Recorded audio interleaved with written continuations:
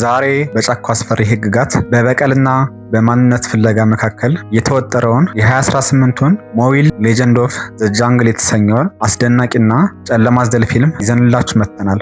ይህ ፊልም እንደ ልማደኛው የህፃናት ተረት ተረት አይደለም። ይልቁንም ደም፣ መስዋዕትነትና የእውነተኛ ህይወት ትግል የሞላበት የታሪክ ድንቅ ስራ ነው። ወላጆች በክፉ ነበር ከተገደሉ በኋላ በተኩሎች መንጋ ውስጥ ያደገው የሰው ልጅ ህፃን የጫካው ንጉስ ለመሆንና ደመኛውን ነብር ለመጋፈጥ እንዴት እንደበቃ አብረን እንመለከታለን። ታሪካችን የሚጀምረው በጫካው ጥልቅ ስፍራ ውስጥ ነው። አንድ ምሽት ጨካኙና ገዳዩ ነብር ሼር ካን የጫካውን ጥብቅ ህግ በመጣስ የሰዎችን መንደር በድንገት ያጠቃል። በዚያም እሳትና ደም በደባለቀበት አሰቃቂ ምሽትም የመንደሩ ነዋሪዎች በሙሉ ያልቃሉ።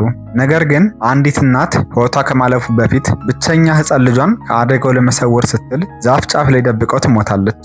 ወላጆቹን ያጣው የሰው ልጅ ህፃን በጨለማው ጫካ ውስጥ ብቻውን ይቀራል። ይህንን አሳዛኝ ክስተት ያየው አስተዋዊውና ጠባባኛው ጥቁር ፓንተር ባጊራም ህፃኑን ነብሩን ሳያገኘውና ሳይበለው በፊት ሊታደገው ይወስናል። ባጊራ ህፃኑን ብቻውን በጫካው ውስጥ መኖር እንደማይችል ያውቃል። ስለዚህም በህይወት የመኖር እድሉ የተሻለ እንዲሆንም ወደ ጥቁር ተኩሎች መንጋ ባልና ሚስት ወደ ኒሽና ቢሃን ይወስደዋል።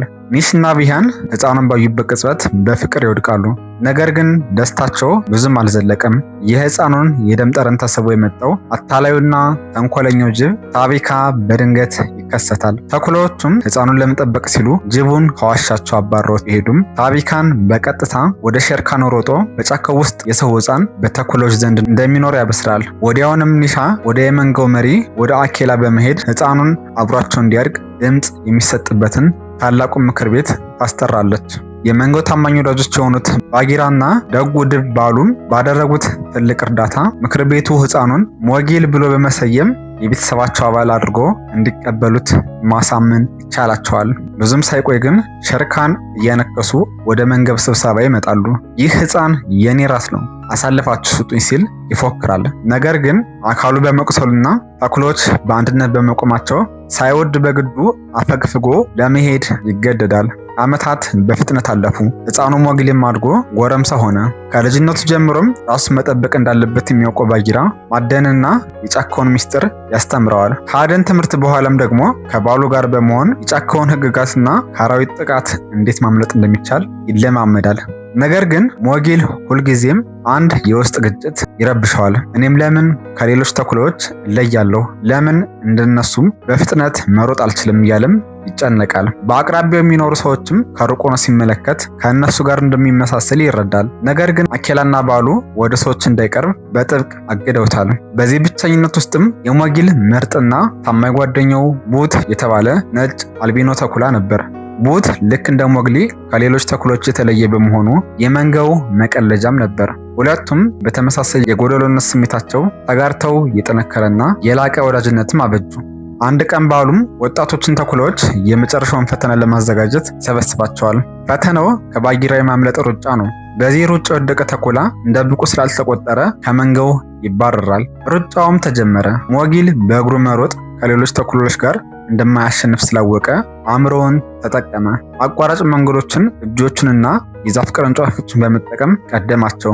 ነገር ግን ማጠናቀቂያው መስመር ላይ ሲደርስ ጥቂት ሲቀረውም ባጊራ አሳዶ ያዘውና ከመሬት ጋር አጣበቀው። ሞጊልም በፈተናው ወደቀ። እንደ ህጉም ከመንጋው መባረር ነበረበት። በተፈጠረው ነገርም አእምሮ የተናወጠውና የተናደደው ሞጊል ብቻውን ወደ ጫካው ጥልቅ ስፍራ ይሸሻል። ባሉና ባጊራም በሞጊል ጉዳይ እርስ በርስ ይጣላሉ። ባጊራ ሞጊል በፈተናው እንዲወድቅ ያደረገው በጫካው ከሚገደል ይልቅ ወደ ሰዎች መንደር ሄዶ በሰላም እንዲኖር ስላሰበ እንደሆነም ይናገራል። በዚህ መሃል ሞጊል በጫካው አደገኛ ዝንጀሮች ተጠልፎም ይወሰዳል። ቡት ይህንን አይቶም በፍጥነት ለባሉና ለባጊራም ይነግራቸዋል። ሁለቱም ጓደኛሞች ልዩነታቸውን ረስተው ሞጊልን ለማዳንም ይሮጣሉ። ዝንጀሮዎችም ሞጊልን አሳልፈው የሰጡት ለሸርካን ነበር። ሸርካንም ሞጊልን አግኝቶ በጥፍሮቹ የክንዱን ቆዳ ሲልጠው ባሉና ባጊራ ደርሰው ከዝንጀሮቹ ጋርም አሰቃቂ ውጊያ ገጠሙ። ነገር ግን በዝንጀሮቹ ብዛት ተሸነፉ። ሊገደሉም ትንሽ ቀራቸው። በዚያም የመጨረሻው የሞትና ህይወት ቅጽበት ጫካው ግርማ ሞገስና አደገኛው እባብ ካይት ተከሰተች። ካ በጫካው ዕድሜ ያላት ያለፈውንና መጪውን ማየት የምትችል ፍጡር ናት። ካ ዝንጀሮዎችንና ሸርካንን አባራ የሞግሊን ህይወት ታደገች። በኋላ ላይም ሞጊል ብቻውን ወደ ከዋሻ ሄዶ ለምን አዳንሽኝ ብሎ ሲጠይቃት ካም እንዲህ ስትል የመጨረሻውን ትንቢት ነገረችው። የጫካው ፍጥረታት ሁሉ ያዩሃል፣ ምክንያቱም አንተ የዚህ ጫካኝ አዳኝና መሪ እንጂ ተራ ተኩላም አይደለህም። በአንተ እጅ ጫካው ሰላም ያገኛል። ይህ በእንዲህ እንዳለም የመንጋው መሪ አኬላ እያረጀ ስለመጣ በችግር ምክንያት አደን ማደን ያቅተዋል። ይህም እንደ መልካም አጋጣሚ የተጠቀመው ሸርካን ለወጣቶቹ ተኩሎች የበሬ ስጋ በማቅረብ በአኬላ ላይ አመጽ አስነሳ። አኬላም ለመንጋው አባላት ለውጊያ ተጠራ። ሕጉ እንደሚለውም የተሸነፈው መሪነቱን ያጣል። አኬላም ሊሸነፍ ሲል ሞጊል አኬላን ለማዳን ሲል በፍጥነት ወደ ሰዎቹ መንደር ሮጠ። በዚያም የሚቃጠል የእሳት እንጨት ይዞ ተመለሰ።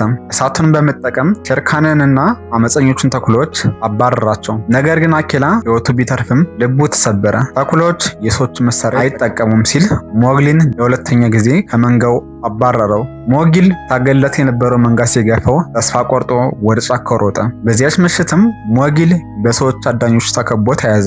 ራሱንም ስቶ ሲነቃ በሰዎች መንደር ውስጥ በካፌ ጎጆ ውስጥ ታስሮ አገኘው። ጆን ሉኮድ የተባለው አዳኝና ሜሳዋ የተባለች ደግ ሴት ተንከባከቡት። በጥቂቱ ሞግሊ የሰዎችን ቋንቋ፣ ልብስ መልበስና ቢላዋ መጠቀምን ተማረ።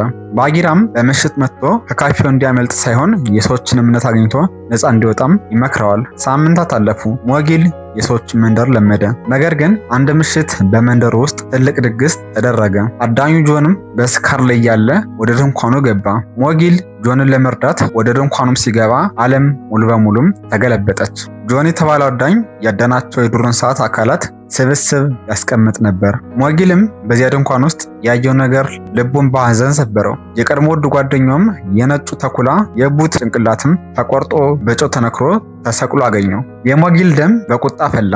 ይህ አዳኝ የጫካውን ውድ ብቻ ሳይሆን እሱን ያዳነውን የዞኑን ጥርስም ሰርቋል። ሞጊል ይህንን ክፉኛ አዳኝና ደመኛውን ነብር ሼርካንን በአንድ ላይ ለማጥፋት ታላቅ በቀልን አወጀ። የበቀሉ ቀንም ደረሰ። ሞጊል የዞኖችን ጥርስ ለአባታቸው በመመለስ ከዞኖች ጋር ተባበረ። ከዚያም ቢላዋን ታጥቆ ወደ ተኩሎቹ ዋሻ በመሄድ ሸርካንን ለውጊያ ጠራ። ዞኖችም ሸርካንን ከበቡት። ታቢካም ፈርቶ ፈረሰ። በሞጊልና በሸርካን መካከል ሕይወትና ሞትን የሚለዩ አሰቃቂ ትግል ተጀመረ። ባሉ ባጊራና ተኩሎችም ለሞጊል ደረሱለት። በውጊያው መሃል አዳኙ ጆን ከሩቅ ተኩሶ ሞጊልን አቆሰለው። ነገር ግን አኬላ በነብሩ ላይ ሲዘል አዳኙ ጆንም በታላቁ ዝሆን ተረገጠ። አኬላም ለሞጊል ሕይወቱን ሰጠ። ከሞቱ በፊትም የመንጋውን መሪነት ለሞጊል አስረከበ። ሞጊልም የቆሰለውን ሸርካንን እስከ መጨረሻው ተከተለው። ደመኛው ነብርም የመጨረሻ ጠፍሮ ሊሰነዝር ሲል ሞጊል በጥበብ አምልጦ በእጁ የነበረውን ቢላ በነብሩ አንገት ውስጥ ሰደደው። የጫካው ታላቅ ስጋት የሆነው ሸርካንም ለዘላለም ተወገደ። በእባቧ ትንቢት መሰረትም ሞጊል የጫካው ንጉስ፣ የሰዎችና የእንስሳት ድልድይ ሆነ። በሁለቱም ዓለም መካከል ለብዙ ዘመናት የሚዘልቅ ሰላምም ሰፈነ። የዛሬው ፊልም ቅኝታችን ይህን ይመስል ነበር።